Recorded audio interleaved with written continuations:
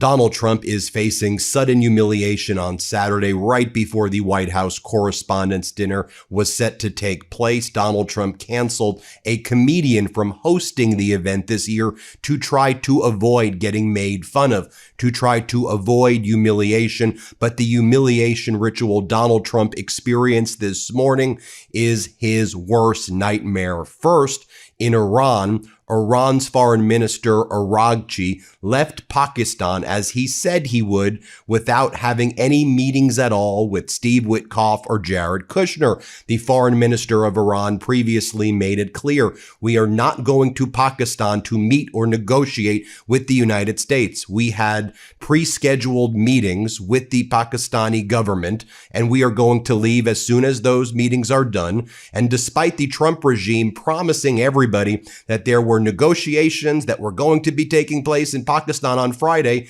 as we said, that was all part of market manipulation. Friday, Araghchi left Pakistan, left the Trump regime humiliated, and now Donald Trump is saying the following. I've told my people a little while ago they were getting ready to go to Pakistan, and I said, nope, you're not making an 18-hour flight to go there. We have all the cards. They can call us anytime they want, but you're not going to be making any more 18-hour flights to sit around talking about nothing. Donald Trump now frantically calling the media to make excuses why Steve Witkoff and Jared Kushner are not going to Pakistan to meet with their counterparts from Iran after they promised negotiations were going to take place. We at the MeidasTouch Network were saying, don't believe all of the propaganda coming out from the media. It's all a lie. Araghchi says there's no meeting taking place.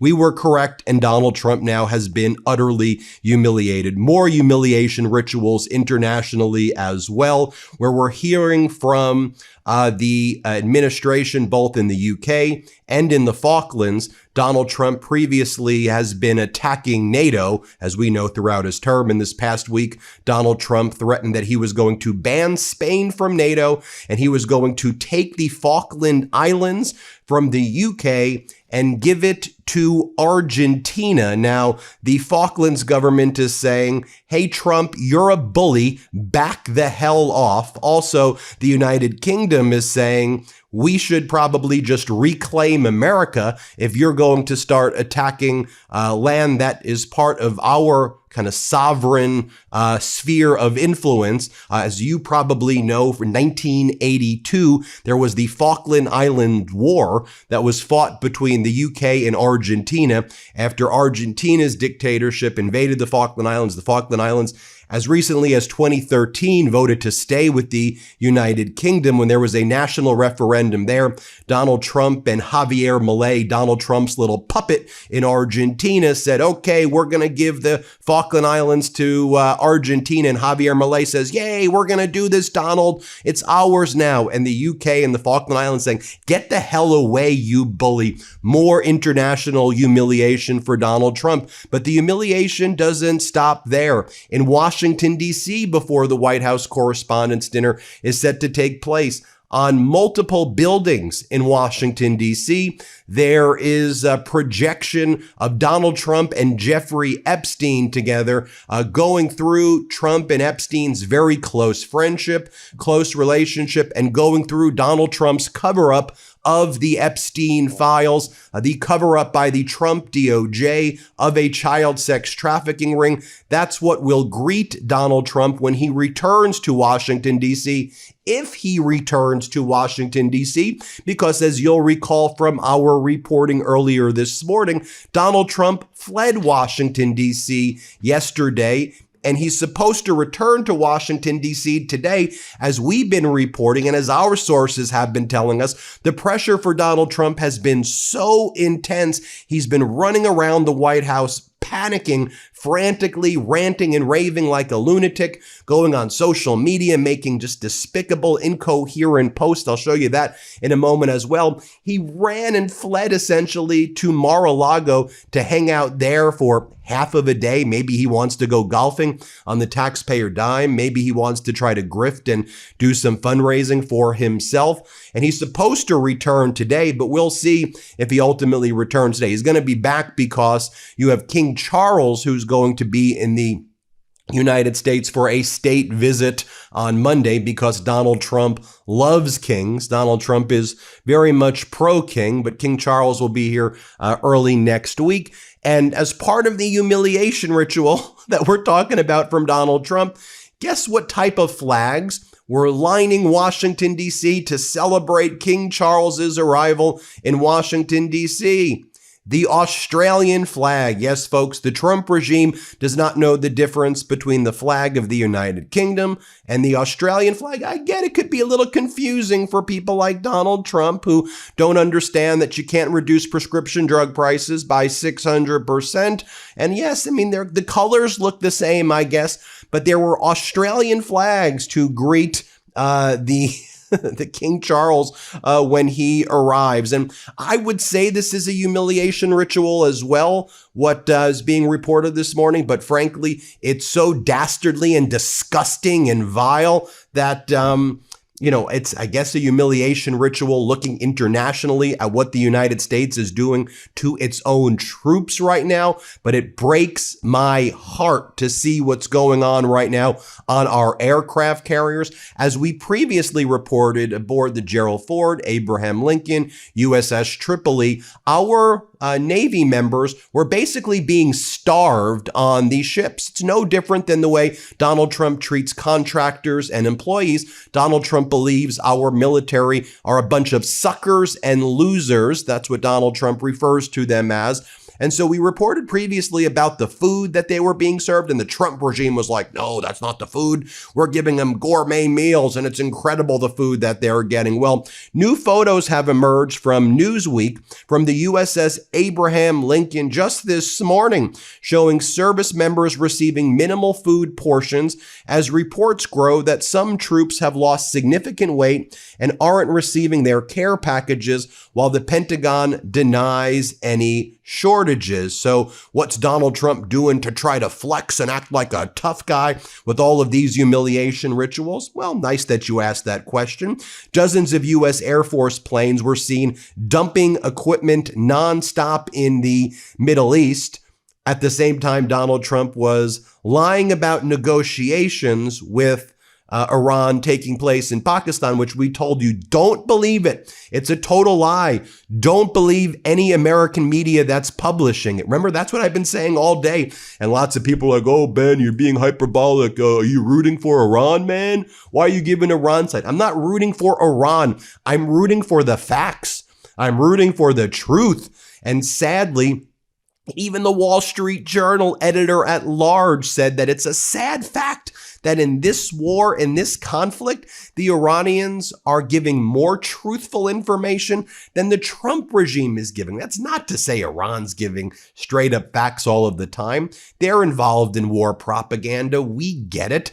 But more frequently, when it comes to the negotiations themselves and when they're taking place, it seems that Iran has been actually far more accurate than the Trump regime. And that's, I guess, an easy threshold to clear because the Trump regime lies about literally everything, as I've said before. Every word, every syllable, every sound out of Donald Trump's mouth, even the ums and the ahs and the snoring when he sleeps in public during press conferences is a complete and utter lie. It's a farce.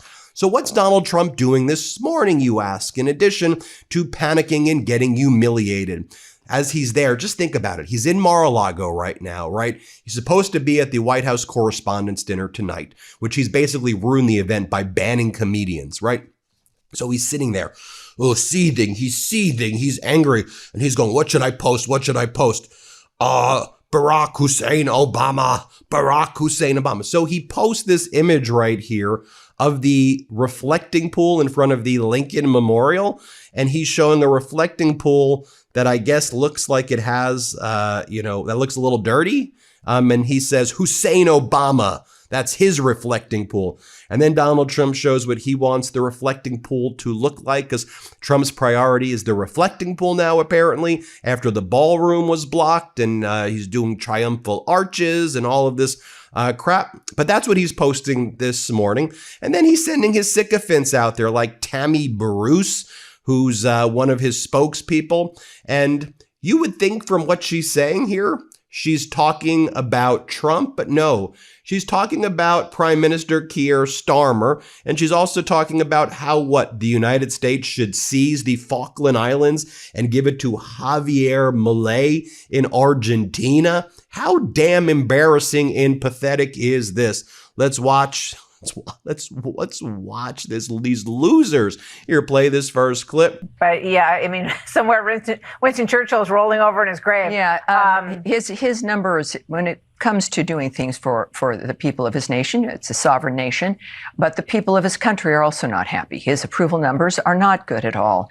It's a statement that, no matter where you live and who you are, you want to be secure. You want your leadership to make sure that you can count on tomorrow, that you know what the future will. And here she is attacking NATO, because that's what they do. Here, play this clip. Maybe the dynamic with Spain will change, that maybe we should not maybe they shouldn't be part of NATO anymore. Maybe we shouldn't support a NATO that includes countries that are not supportive. Is that a real possibility?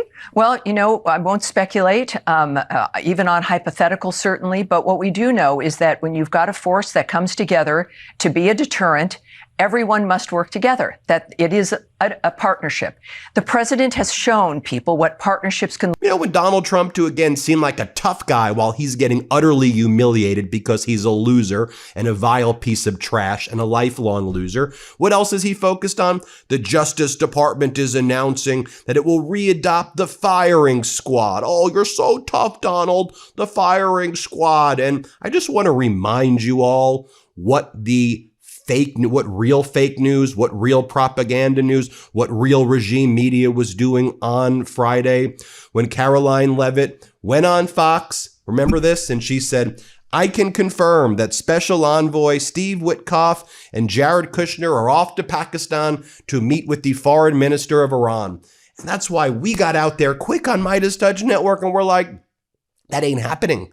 That's not happening. We know what's happening in Pakistan.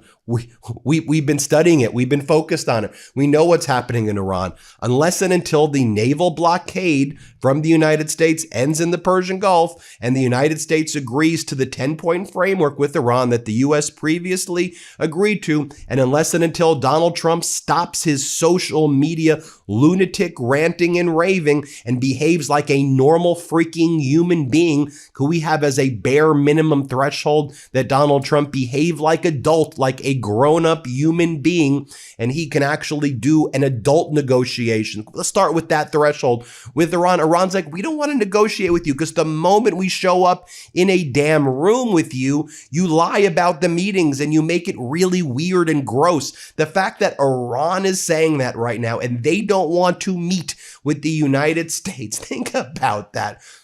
That tells you everything about how weak Donald Trump has made the United States right now. It is a sad sight, but here was Caroline Leavitt doing what Caroline Leavitt does, a lion. Here, play this clip. So can you confirm that Jared Kushner and Steve Witkoff are headed to Islamabad to meet with the foreign minister, Aragchi? Well, thank you, John, for having me. It's great to be with you as always. And yes, I can confirm Special Envoy Witkoff and Jared Kushner will be off to Pakistan again tomorrow morning to engage in talks, direct talks intermediated by the Pakistanis, who have been incredible friends and mediators throughout this entire process, with representatives from the Iranian delegation. Look, the Iranians reached out, as the president called on them to do, and asked for this in-person conversation. So the president is dispatching Steve and Jared to go hear what they have to say. And we're hopeful that it will be a productive conversation and hopefully move the ball forward towards a deal. And finally, I want to give a shout out to Adam Mockler, host at the MeidasTouch Network, and of course runs the Adam Mockler YouTube channel. Here's what Adam Mockler had to say about tonight's White House Correspondents Dinner when he was on CNN. Pitch perfect, as always, Adam Mockler. And make sure you all subscribe to Adam Mockler's YouTube channel as well. Let's play this clip. You think, there are a lot of people who think that reporters shouldn't even go to the dinner because of everything you just delineated, which is just a small fraction of what President Trump has done in terms of his hostility towards the press. Do you think that we shouldn't be going to the dinner? What's your take on all that? Listen, I totally understand going to the dinner is part of the job. Showing face is very important, but I don't think we are obligated to show this administration any respect when they have treated media with maximum malice since Donald Trump entered the U.S. political scene. Every single time he interacts with some journalist in the Oval Office, it is an incredibly combative interaction. The Pentagon is actively removing career journalists and replacing them with MAGA influencers. So I understand showing up. I'm in the industry. It's part of the job to show face, but at the same time, I don't think that we should treat this like it's normal. This is not a normal White House Correspondents' Dinner. It should not be treated as such. Well, there you have it, everybody. Let me know what you all think. Hit subscribe. Let's get to 7 million subscribers. And thank you all so much for watching. Want to stay plugged in? Become a subscriber to our Substack at MeidasPlus.com. You'll get daily recaps from Ron Filipkowski, ad-free episodes of our podcast, and more exclusive content only available at MeidasPlus.com.